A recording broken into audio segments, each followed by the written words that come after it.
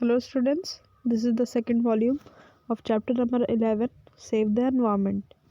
So in this chapter we are going to study further. So first is soil pollution. Before this we have studied about air pollution and water pollution. So soil pollution क्या होता है? When we waste the land resources and throw unwanted things on the land, okay, so then land is destroyed or polluted or contaminated. So that is the result of soil pollution. Okay, तो student जैसी अर्थ थी वैसी अगर अब नहीं है and natural resources are decreasing, then it is leading to the soil pollution. So first let's see what's written. We cannot survive without food. हम food के बिना सर्वाइव नहीं कर सकते हैं. But the kind of food we get may contain poisonous substances transferred from the chemical fertilizers, pesticides and insecticides. Okay, तो खाने के बगैर नहीं रह सकते हैं, लेकिन बहुत सारी पॉइजनस चीज़ें हैं जो केमिकल फर्टिलाइज़र से, पेस्टिसाइड से, इंसेक्टिसाइड से, कीटाणुनाशक चीज़ें जो हैं ये केमिकल से बनी होती हैं. तो ये एक तरह से हमारे पास केमिकल वेस्ट जा रहा है. ओके, हमारी बॉडी में केमिकल वेस्ट आ रहा है. Okay, so chemical waste from industries, जो खाने में आजकल मिलावट होती है, सब कुछ ये सब, all these things are destroying us. Okay, and the crops.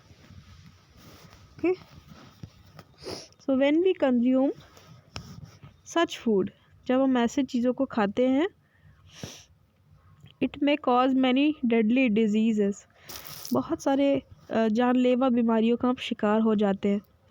Not only this, tons and tons of solid waste are buried under the ground every day. बहुत सारे tons and tons solid waste जो है ये ज़मीन के अंदर दफन होता है.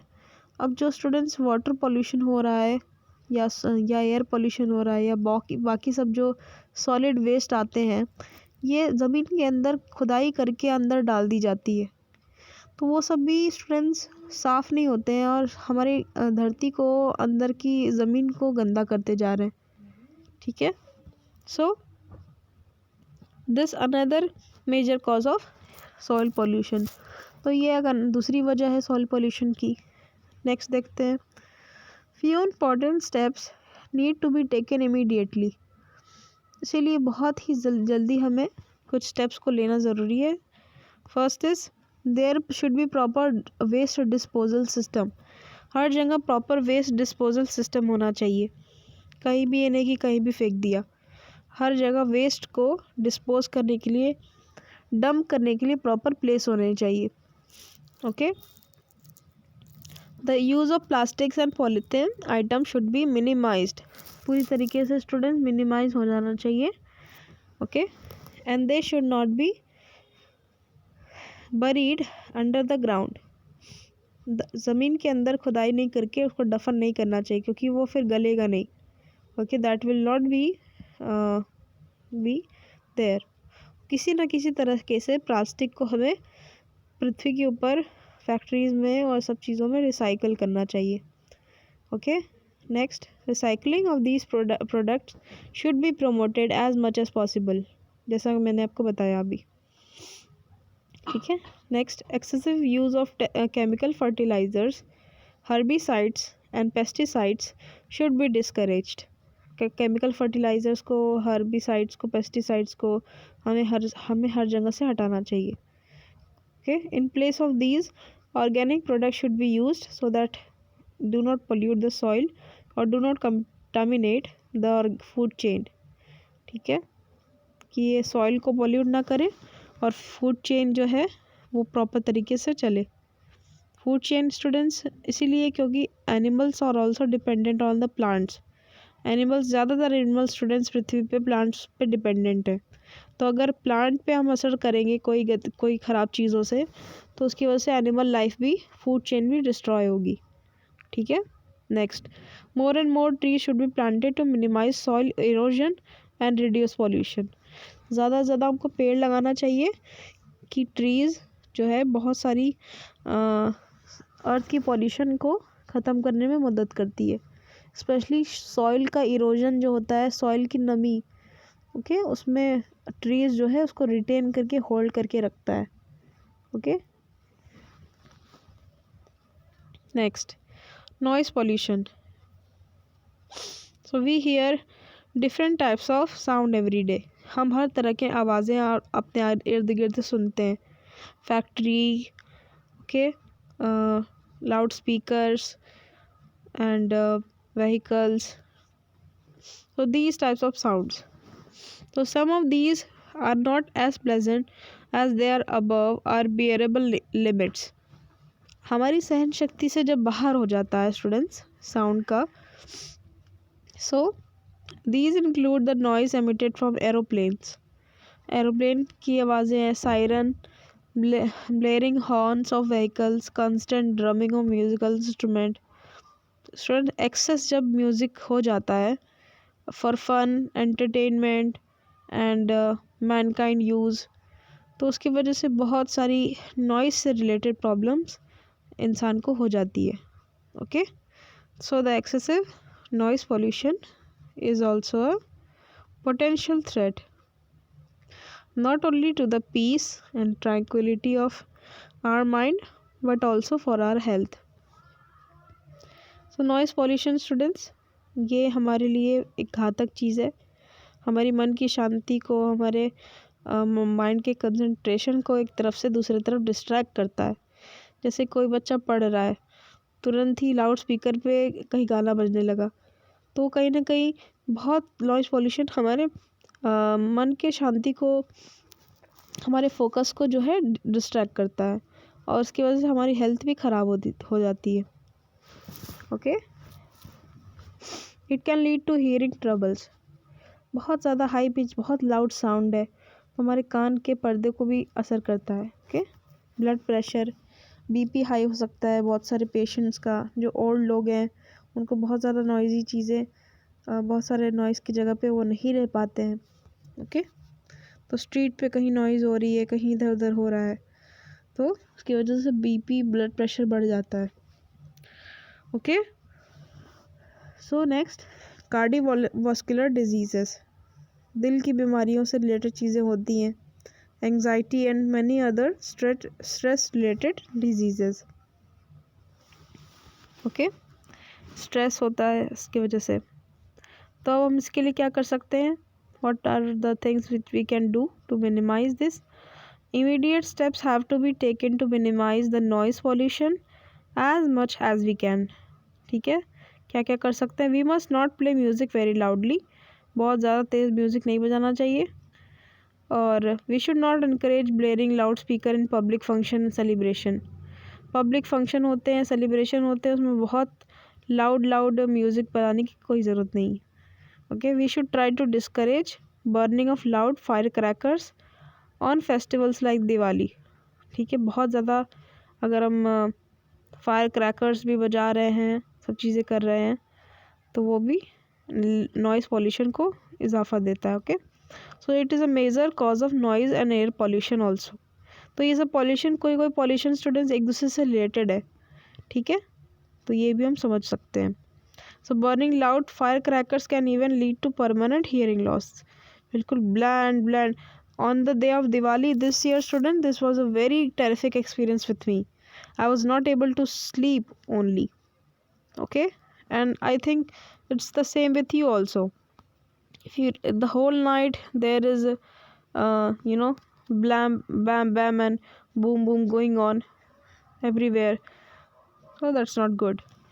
So we must discourage the use of excessive honking of horns while driving. Unnecessarily beep on the vehicles is happening. That's also very frustrating. So some people use pressure horns in vehicle for fun. मस्ती के लिए ही horn बजाते रहे. That is not good at all. So this is not only illegal but also a reason for trouble to others. दूसरों के लिए भी समस्या खड़ी करता है. Okay, so all these things are unavoidable. Okay, next, chemical and nuclear pollution. Chemical and nuclear pollution, what is this? This is new for you, so let's read this.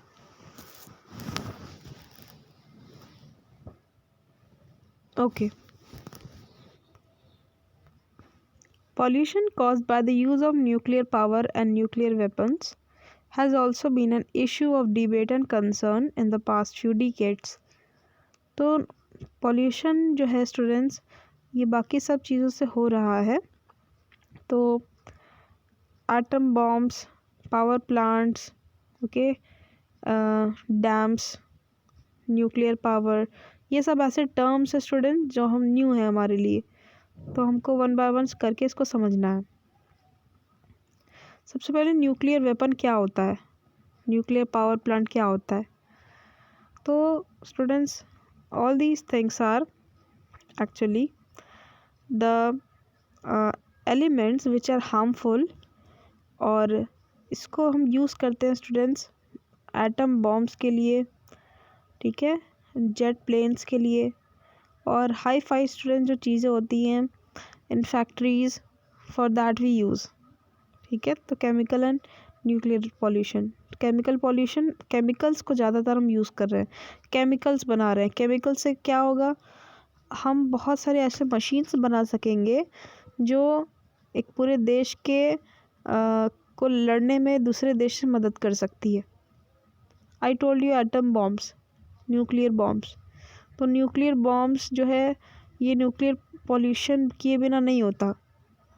Okay, why it is made, why bombs are made, why the countries are fighting. तो all this things are bad.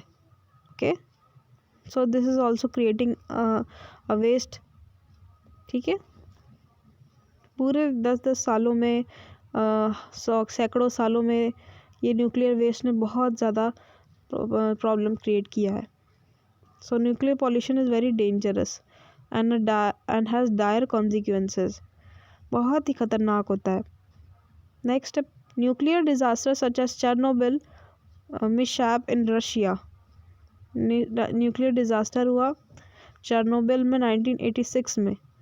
ठीक है, on the recent Fukushima reactor incident in Japan 2011. Fukushima reactor जो है blast हो गया Japan में 2011 में. ठीक है, तो इसकी वजह से बहुत सारी डिसीज़ेस स्ट्रेंस हो जाती हैं. स्पेशली ये सब जो एलिमेंट्स यूज़ करते हैं, ये ख़ास भारी एलिमेंट्स होते हैं जो बहुत सारा एनर्जी जो है एमिट करते हैं. ठीक है, तो ये एनर्जी जो है बहुत ज़्यादा तादाद में होती है और हमारे लिए बहुत ख़तरनाक होती है. केमिकल का ऐसा रिएक्शन, ऐसी मिलावट करते हैं स्टूडेंट्स जिसकी वजह से पूरे अर्थ को डिस्ट्रॉय करने की इनको शक्ति मिल जाती है. Okay, so next, so these are the type reasons for concern because they are inevitable and hence highly risky for the people living in the vicinity. जो लोग अकेले रहते हैं, जो लोग साथ में रहते हैं, you know, it creates a havoc over there. The steps to curb nuclear pollution. nuclear pollution कम करने के लिए क्या कर सकते हैं हम? stringent steps should be taken to stop leakage of radioactive waste. जो रेडियो वेस्ट आ रहा है रेडियो एक्टिव पावर प्लांट से, ठीक है, वो सब हमको कम करना चाहिए. For nuclear reactor industries and laboratory, lab में काम हो रहा है, इंडस्ट्री में काम हो रहा है, न्यूक्लियर रिएक्टर हो रहे हैं, तो वो अलग अलग मशीन्स बन रही है, केमिकल्स बन रहे हैं, तो वो सब बहुत कम होना चाहिए. Strict measure should be taken for the safe disposal of nuclear waste. बहुत ही कड़क तरीके से ये न्यूक्लियर वेस्ट को हमें देखना चाहिए कि कोई किसी भी जगह न्यूक्लियर वेस्ट को ओपन नहीं छोड़ रहा. इसके लिए सेफ डिस्पोजल होना ज़रूरी है, क्योंकि अगर वो ऐसे रहेगा तो कोई भी उसके करीब जाएगा, पास जाएगा, तो वो उसको बहुत सारी प्रॉब्लम्स ऐसे ही हो सकती है. और ये स्टूडेंट्स न्यूक्लियर वेस्ट ट्रांसफ़र हो सकता है दूसरे में. Okay, total ban of all kinds of nuclear test should be enforced and observed strictly by all countries. ठीक है, न्यूक्लियर टेस्ट बहुत सारे करते हैं, this bomb and this bomb, so that should not be, that should be enforced and observed strictly by all countries. उसको पूरी तरीके से बैन करना चाहिए. Okay, next is waste management. Waste को मैनेज करना बहुत इम्पॉर्टेंट है. ठीक है, वेस्ट तो होगा स्टूडेंट्स, जो चीज़ें बन रही है, पर कैसे हम वेस्ट को अलग अलग रख सकते हैं. Okay, so it is important today that we take sincere initiative to contribute towards curbing pollution. हम अपना इनिशिएटिव क्या ले सकते हैं, हमें ये सोचना है. Okay, waste can be classified in as biodegradable and non biodegradable waste. जैसे कि जो चीज़ें जो सॉइल के अंदर ईजिली डंप हो जाती हैं और मिल जाती हैं, जो सॉलिड नहीं है, ठीक है, उनको हम कहते हैं बायोडिग्रेडेबल. और नॉन बायोडिग्रेडेबल क्या है, जो प्लास्टिक की चीज़ें होती हैं, जो सॉलिड मटेरियल होते हैं, that is non biodegradable. Okay, for the purpose of recycling. तो जो नॉन बायोडिग्रेडेबल है वो स्टूडेंट्स लाल रंग के डब्बे में हम डालते हैं, और जो बायोडिग्रेडेबल है वो ग्रीन कलर का होता है. आपने देखा होगा कहीं ना कहीं red box, okay, red waste box and green waste box. Okay, तो रिसाइकल करने के पर्पज से स्टूडेंट्स प्लास्टिक हम डाल सकते हैं कि वो फैक्ट्री में जाके फिर से इसका यूज़ हो सके. So hence it is an important to understand the 3R theory of waste management. R theory क्या है? The 3R stands for reduce करना, अपने चीज़ों को जो उसको हम यूज़ कर रहे हैं उसको रिड्यूस करना.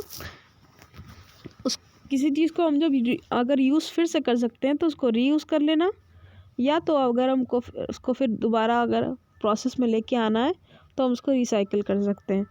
Okay,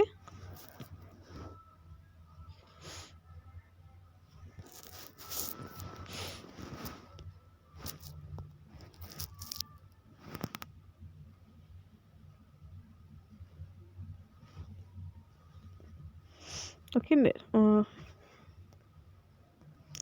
So we must try to reduce the use of non-renewable natural energy sources, especially the fossil fuels, to a minimum.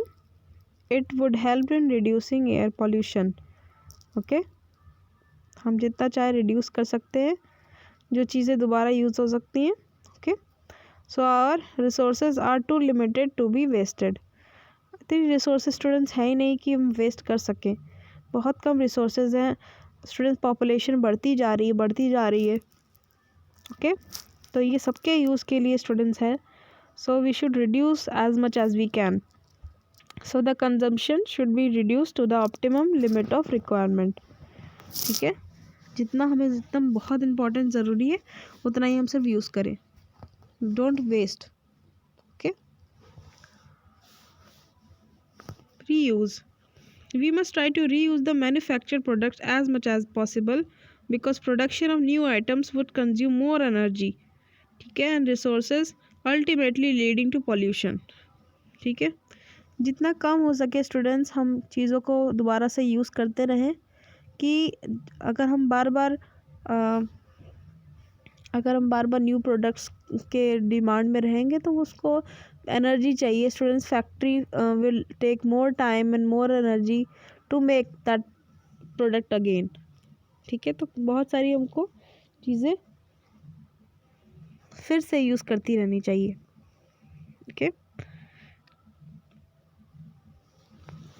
Okay, मैं एग्जांपल ये बताने वाली थी तो इसमें भी लिखा हुआ है.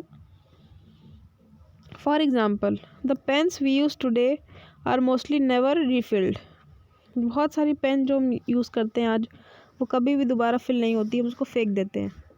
Once used we throw them and buy new ones, but it should be kept in mind that they are made up of plastic, which would cause pollution when burned, and the production of new ones would waste would cause pollution in manufacturing. तो हम pen के refill को बार बार refill डालकर हम use कर सकते हैं। ठीक है, हम क्या करते हैं, हम पेन को फेंक देते हैं। हमको ये माइंड में रखना है कि वो भी प्लास्टिक से बना है, वो पॉल्यूशन क्रिएट करेगा और नई पेन जो है बनाने में और ज़्यादा चीज़ें लगेंगी। तो ये सब हम छोटी छोटी चीज़ें कर सकते हैं। Okay, recycle, we must try to recycle as much as we can. चीज़ों को फिर से हम यूज़ कर सकते हैं, रिसाइकिल कर सकते हैं। Most of the recyclable products like paper, plastic etcetera should never be disposed of carelessly. They should be disposed of as recyclable waste. जैसे पेपर हो गया, प्लास्टिक हो गया, हम उसको कभी भी कहीं नहीं फेंक सकते। इसको हमें दोबारा से हर चीज़ों के लिए यूज़ कर लेना चाहिए। Okay, so this was all about the chapter. I hope you learned so much. Thank you students. Look for the chapter number 12 and 13, 14 and 15 for your unit second syllabus. Thank you.